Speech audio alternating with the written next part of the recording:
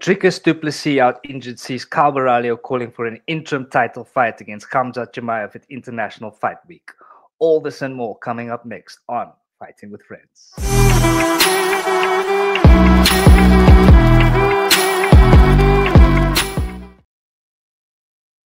Welcome back to Fighting with Friends, the undisputed African fighting podcast champion of the world. Dricus du Plessis is reportedly out-injured, and reacting to the news with me today is the reigning defending undisputed vegan champion of the world. That is, of course, Brother Gaia. Yo, good morning, good morning, good morning. Nice and early on a Monday morning, BG. We Yes. are with our finger on the pulse as per usual. And like I said, Dricus du Plessis reportedly out-injured. The story was broken by Kevin Ioli.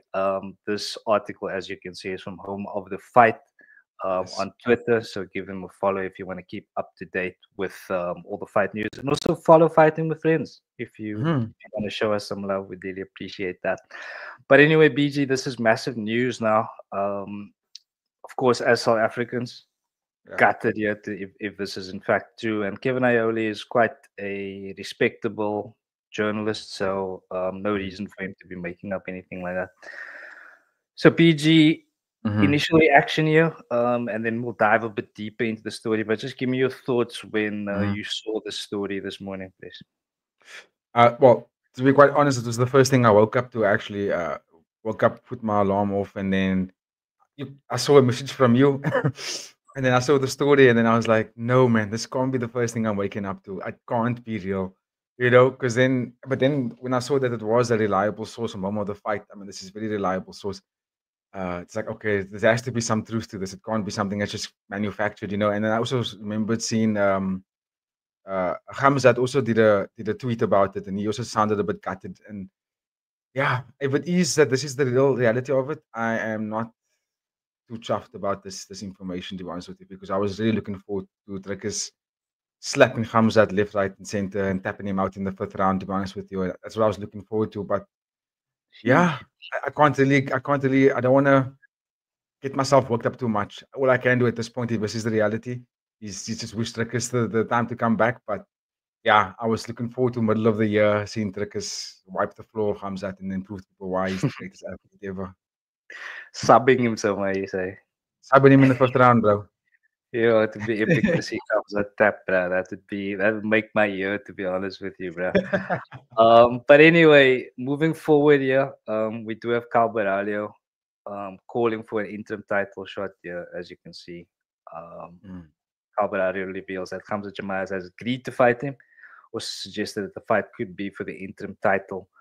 So yeah, I think we've discussed in the group chat already. Not mad at that. Makes perfect sense, especially if we're considering that International Fight Week is pretty much in jeopardy here. Nothing has happened in terms of any of the big fights that we've been promised. So only one. Yeah, I mean, I think we've kind of come to the consensus that this wouldn't be a bad replacement fight. Obviously, not the one we want. But BG, any other thoughts on this one here? Yeah, initially when I saw this post as well, I was thinking that's actually a fantastic replacement fight, if you're being honest, especially if it's going to be for the interim title. The only thing about that I feel is a bit finicky is that it does kind of slap Nasruddin Imavov in the face, consider that he is technically the number one contender as well, like after beating Izzy. So my initial thought was like, you know what, they could have also done, let Khamzat just chill it out, and then let Caio Baralho fight Imavov. And then we would have, would have had the division move, because I actually don't want Khamzat to fight anyone else. Deep down, I want him to fight Dricus. But if this is going to be the reality, then I'm not opposed to this fight either. I was just looking at some footage now of Khamzat and Caio Baralho training together. It happened a couple of years back. I'm looking at the footage right now on screen, and they used to train together. So that's actually amazing. So it would be an intriguing matchup to watch, especially what you just mentioned now about International Fight Week potentially being at jeopardy. So they're desperate for an explosive fight. And like right now, other than the lightweight division, middleweight is very explosive in terms of the matchups you can do together in that top 5, top 6. You know what I mean? You could put some really good fights together there. So if this is going to be the replacement fight, unlucky Imavov, but I would actually campaign for something like this. I do think the next best person to fight against Khamzat other than Dricus is Caio Baralho. And I also thought about it before we went online now. Was the the only two athletes I think that could actually give Dricus a bit of a difficult fight is not Khamzat, is Imavov and Caio Baralho. So that's why I was going Caio Baralho versus Imavov would be a nice fight. But even this, because I think the fans and the UFC is going to campaign for Khamzat to fight, especially when they go into the location where international fight week happens, the Riyadh season. You know what I mean? You're going to put your best fighters on that card. So you're going to have fighters like Khamzat, maybe even Makhachev. You know, I know that the announcement of Pantoja versus Kai Kara France might also be on this card. So, you know, the card is in jeopardy, but they can save it with some of these fights. And I think if this fight is on that main card, I don't know if it's going to be main event, but if it's on that main card, you can expect it to be probably one of the fights of the night. I mean, look at them. These are killers in the middleweight division right now. Agreed. Just to your point there, BG, you mentioned that you don't see Khamzat as much of a threat for Dricus, but you do see Baralho and Imavov as a possible challenge. Can you just maybe tell us a little bit more on where your head's at in terms of that, where that idea comes from? So I think that just based on the tape of watching these three athletes, Khamzat, Caio Baralho, and Nasruddin Imavov, watching them over the course of the years since they've been in the UFC right now, Caio Baralho seems the more well-rounded fighter between all three of them. He seems to have more tools. He has a bit more of a better game plan, and he can go the 5 rounds quite simply. Then second behind that, I will place Nasruddin Imavov as a complete fighter as well, and the ability to go 5 rounds. Khamzat Chimaev, there's still very much a gray area about what it looks like after round 3. And even in his fights, when he does go to round 2, he still looks a bit jaded and a bit off-putting in that second and third round. And he's predominantly a wrestler. He can box, but when he does predominantly strike, he's always lost that battle. What's his name? Outstruck him. What's his name? Usman when he started boxing. Gilbert Burns started outboxing him when they started to stay striking. He got outclassed over there. I mean, Gilbert Burns had him rocked twice in that fight, by the way. And Gilbert Burns is a welterweight. You know what I mean? So I've just seen some holes in Khamzat's game outside of the wrestling. In terms of strictly grappling, I think Khamzat beats all of them in grappling quite easily, actually. Yeah. But this is MMA, and I think if Caio Baralho can get into that late second, into that third round in a 5-round fight against Khamzat, Caio Baralho will smoke him. And that's why I think stylistically, Caio Baralho and Nasruddin Imavov would actually pose more threats to Dricus than what Khamzat would. Khamzat's going to give Dricus maybe just 1 or 2 things to think about, and that would be the aggressive wrestling, the extreme bursts in the first 2 rounds. But that's about it. Dricus is bigger, taller, younger. Not younger, he's a year older, but he's a bigger lion than Khamzat. And I think he can take Khamzat into deep waters at any point if he wanted to, because he's more of a well-rounded fighter as well. He can take it into different avenues, where Khamzat can only take it to the ground. He's not going to outbox Dricus. I can tell you that now. He's not going to outbox Dricus. But he can probably out-wrestle Dricus. Probably. That's a very light probably. So I think if you take all these things together and you really like put it under a microscope, you have to go to say, hey, Caio Baralho does look the most dangerous opponent for Dricus. He really does. So that's just my opinion there. I think I'm not gonna fall for the fugazi that we see of Khamzat, just wiping people out in the first round. I'm like, yeah, okay, that's why. But I've seen him in adversity, and when there's adversity, he's faced with adversity, he doesn't look like he addresses it really nicely. I mean, if you go watch that fight back against Gilbert Burns and Kamaru Usman, Khamzat didn't look great in that fight. He looked great in the first 5 minutes of that fight, but then he didn't look so great after that. So, yeah, I think you will struggle against Caio Baralho, especially if Caio Baralho can reverse that wrestling in the first 2 rounds. I think Khamzat struggles. I think he really struggles, and I would be actually very upset if he loses to Caio Baralho. I'll be very upset if he does. But I think he will. Yeah, I mean, I guess the argument against that would just be that even though he didn't look good in the later rounds, he still won the fights, and that's kind of why he still has this order about him. Undefeated. He's still undefeated. So yeah, 14-0. Exactly, and as you can't argue with those numbers. But if we come back to Imavov, I'm going to share now a vlog from Caio Baralho. This was uploaded 3 days ago, and oh really? He's here with DC. So I'm just going to we'll link the full video in the description, so be sure to check that out. Subscribe to Caio Baralho. He's a very entertaining guy to watch. But anyway, I'm going to get into the clip now. This is DC talking to Caio Baralho about his next fight. This was, of course, before the news that Dricus du Plessis is potentially injured broke. So let's have a look at this and see what they have to say. I was in the Abu Dhabi. Oh yeah. And then we did the football, the soccer challenge over there. They got me a lot of shirts. Nice. I like them too. Who do you bro. fight June 28th. against?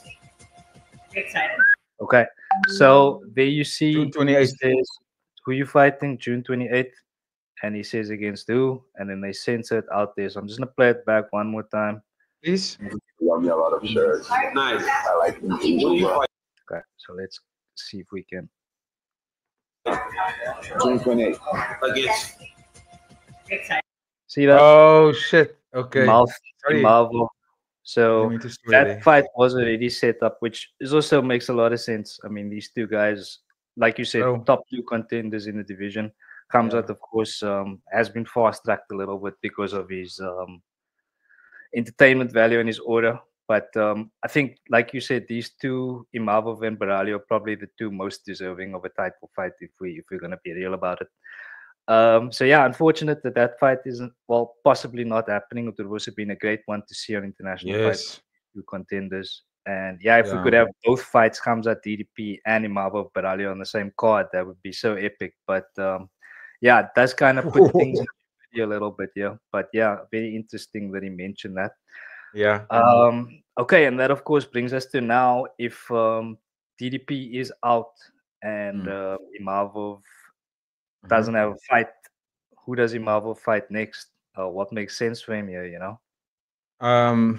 It sucks ass, but I think if he doesn't get, if Rickers is out and they're really gonna push for Khamzat versus Kyle Baralio, then I hate to say this, AD, but they're gonna have to do Imavov versus Strickland, the rematch. Because Strickland did beat Imavov. He did beat him. There's no one else. There's literally nobody else that they can prioritize to jump up, unless they're gonna fast track someone like Anthony Fluffy Hernandez. Yeah. But realistically, who they're gonna fast track? Robert Whittaker is what he's gonna fight Easy again. Whittaker and Easy can't really fight upwards right now. You know what I'm saying? So, and Nasruddin smoked Easy, who smoked Whittaker. So I don't think Nasruddin's gonna want to fight against Whittaker. You know what I'm saying? It's either he has to fight against Kyle Baralio or he has to fight against Rickers or Khamzat. I mean, no fight makes sense for Imavov except for the title. He is literally the number one contender. bro. Yeah. So, you know, Did he he- doesn't deserve to fight down. And I think can't. Strickland, obviously, number two is the closest ranked fight to him. But that fight doesn't even really make sense to me, bro, because Strickland is coming off a loss. And what has Imavov got to gain from beating Sean Strickland? What has Imavov got to gain from beating any of these guys, really, you know? Yeah, nothing. The only thing that you could gain from beating Strickland is that you could make it 1-1 if he does that. But I mean, that's not going to guarantee anything else. He's already guaranteed the fucking title shot. So he just has to maybe just wait it out there and then see what happens with this announcement. But realistically, they could have actually just done Imavov versus Chimaev. That would have been the most fair, natural fight to make. And then Kyle Baralio he's just gonna have to fight someone like Strickland or Easy. Realistically, that's what have to be the most fair thing you do. You know what I mean? Because Khamzat was gonna fight Rickers for the title. Imavov is technically the number one contender.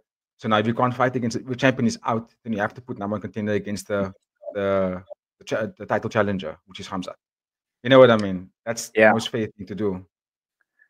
I mean, it does make sense, but yeah, very unfortunate for Imavov that he's been put in this position because again, like Khamzat shouldn't realistically be fighting for the title. You know, no, I agree. Sorry, yeah, I agree with that. Definitely be in that position instead, and then that would naturally make the other fights happen as well. You know what I mean? I wouldn't even make. Yeah, no, I completely agree, bro. I'm actually quite surprised that Kyle Baralio is number 6, considering that he's actually on a massive streak right now. And Whittaker, Israel, and Sean Strickland are all on losses. And Izzy and Whittaker is on back-to-back losses. So essentially, I would have actually put Kyle Baralio number 4.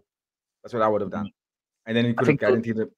Okay? So, yeah. No, I just think the logic there is like he has to beat someone in that top 5 to go into the top 5.